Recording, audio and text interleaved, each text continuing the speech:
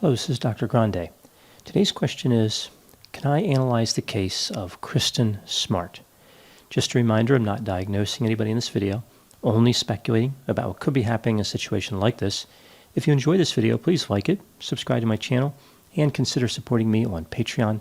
I'll put the link to Patreon in the description for this video. First, I'll go through the background of the case, the timeline of the incident and investigation, and then I'll move to my analysis.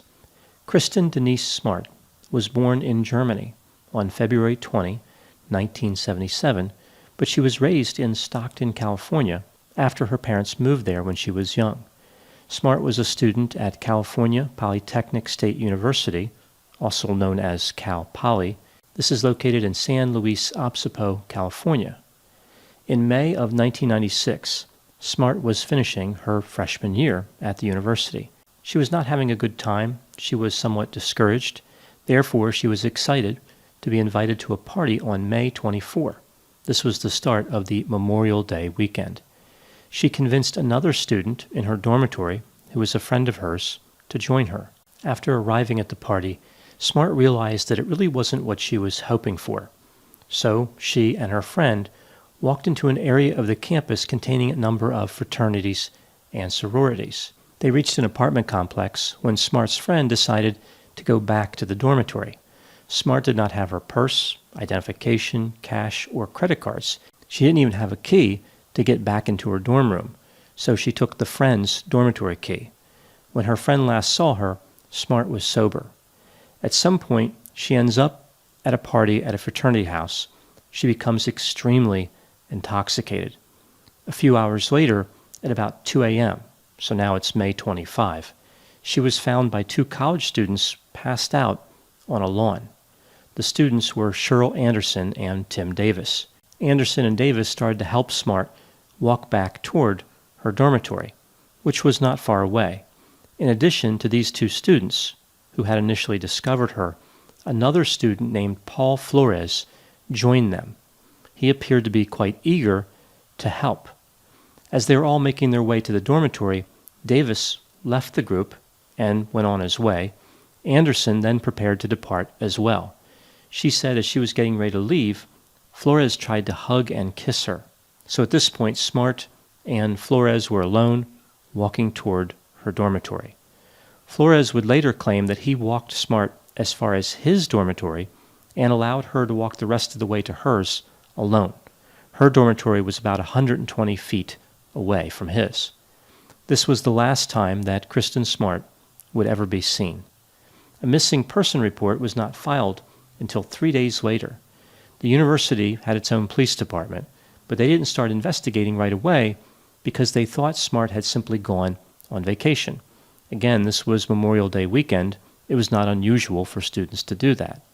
When they did start investigating, Paul Flores was a person of interest in this case. The police initially said there was no evidence a crime had taken place, which is interesting because Kristin Smart was missing and they hadn't started investigating. So they're not going to find the evidence unless they actually investigate. I'm not sure they really understood how the investigation can lead to the collection of evidence. 2 days after Smart went missing, the police arrested Paul Flores on something completely unrelated to her disappearance. He had an outstanding warrant for DUI. At that time, when he was arrested, he had a black eye as well as scratches on his hands and knees. It was not until 16 days after Smart's disappearance that the police searched the dorm room that Paul Flores had been using. By then, the semester was over, the room was empty. A university cleaning crew had already sanitized the room. They also interviewed Flores. Of interest to them was that black eye and those scratches that he had when he was arrested a few weeks before. He said the injuries occurred when he was playing basketball. The police talked to someone who was there, and they said he already had the black eye when he showed up to play. The police questioned Flores again. He admitted that he lied. He said he hit his eye on the steering wheel when adjusting the car radio.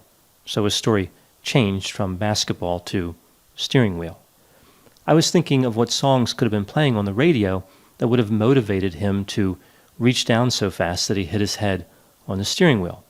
Perhaps something like Would I Lie to You by the Eurythmics. I Don't Believe You by Bob Dylan, or Little Lies by Fleetwood Mac. Just a few random songs that came to mind. Several people who had encountered Flores reported that he was a creep who always was hitting on women. Some called him Chester the Molester or Scary Paul. 5 months before Smart's disappearance, Flores had allegedly been intoxicated and tried to gain entry to the residence of a woman. The police were called, but he was not arrested. 4 months after the disappearance, he appeared before a grand jury. The proceedings were sealed. He was not indicted. On May 25, 2002, 6 years after Smart disappeared, she was declared legally dead. From the time she went missing to about 2007, the police conducted searches at various locations. Some of the properties were owned by the Flores family. Several different police dogs had detected the scent of Kristin Smart on the bed in the dorm room occupied by Paul Flores, even though the room had been cleaned, as I mentioned before. In 2016, the police spent 3 days excavating an area on the Cal Poly campus. They found some items, but they did not recover Kristin Smart's body. This brings us to January 29, 2020. The police confirm they had taken 2 trucks into evidence. Both belonged to the Flores family in 1996. On February 5 of 2020, search warrants were issued for 3 different locations in California and 1 in Washington state. One of the warrants was for the home of Paul Flores, and another was for the home of his mother. The searches yielded numerous items of interest, including cell phones, computers, and other electronics, but it's not clear at this time how they may be connected to the death or disappearance of Kristin Smart. Paul Flores was briefly taken into custody during the searches, but no charges were filed against him. Now moving to my analysis. As far as I know, Paul Flores is the only person of interest in this case. It seems pretty clear that many people believe he murdered Kristin Smart, although, as I mentioned, he has never been charged with any crime related to her disappearance or death. The items I'm talking about here are only allegations. Paul Flores did not have a vehicle on campus, so if he did murder Kristin Smart, there's this theory that he must have had help.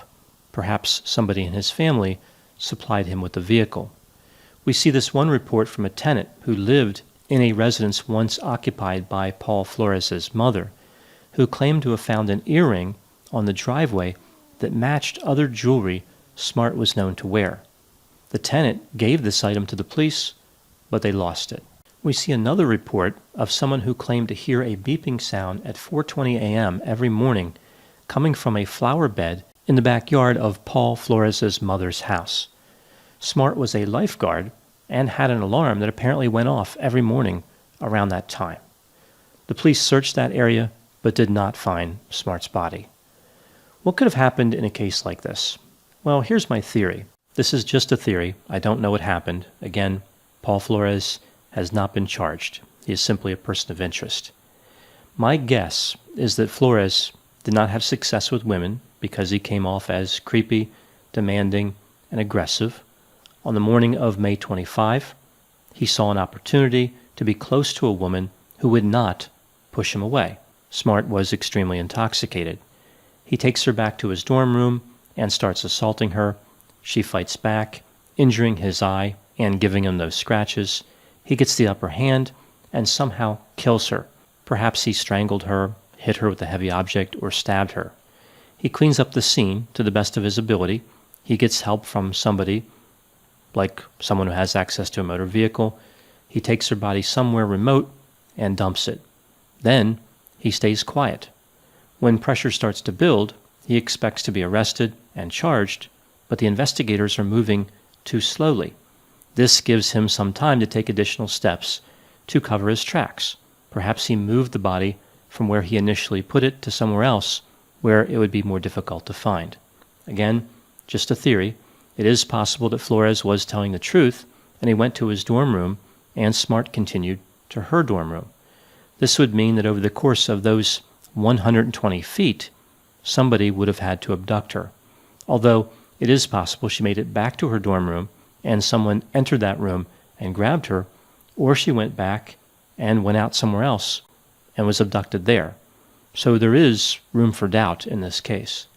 What really stands out about this case is that it should have been very easy to solve. The police appeared to be more interested in what Smart did to contribute to the situation than in actually investigating her disappearance. They noted that she was drinking underage, she drank a lot, and she was flirting with different male members of the fraternity at that party. They kind of painted her as reckless. The part I don't understand with this tactic by the police is, what does it have to do with their investigation? Why would Smart being intoxicated cause them not to investigate her disappearance? So I'll illustrate this with an analogy. If somebody is injured in a car accident that was not their fault, and they were not wearing a seatbelt, after the person responsible for the accident is arrested, I think it's fine to say to the driver who was hit, look, next time you should probably wear your seatbelt. It'll help keep you safe. That's a good way to empower the person to protect themselves in the future. It's something they can do proactively. But the failure to wear a seatbelt would not be a part of the investigation against the guilty party. Those are two separate issues. One doesn't inform the other. I think this is where the police became confused. Yes, Smart had diminished her ability to fight off an attacker by being intoxicated, but catching the attacker should be the priority. The talk about the dangers of alcohol is something to save for later. The last item I want to cover is the effect of a case like this on somebody like Paul Flores. Whether he is guilty or not, he must feel as though the sword of Damocles is hanging over his head. The constant threat of being searched and arrested, the constant threat of going to prison for life. I guess somebody in his situation really gets good at just living in the moment, not being too concerned with what happens tomorrow. Although I guess it's possible he may believe that he will never be arrested. After all, the disappearance was in 1996, and there are still no charges against anyone. The police made it clear on one occasion that only Paul Flores talking to them could lead to a resolution in this case, an unusual disclosure for the police to make. Either way, Paul Flores is not talking, and I don't believe there's any reason to think he'll do it in the future. If he is truly not guilty, which of course is possible, how awful is his situation to be forever blamed for something just because you look incredibly guilty? Those are my thoughts on the Kristin Smart case. Please put any opinions and thoughts in the comments section. They always generate an interesting dialogue.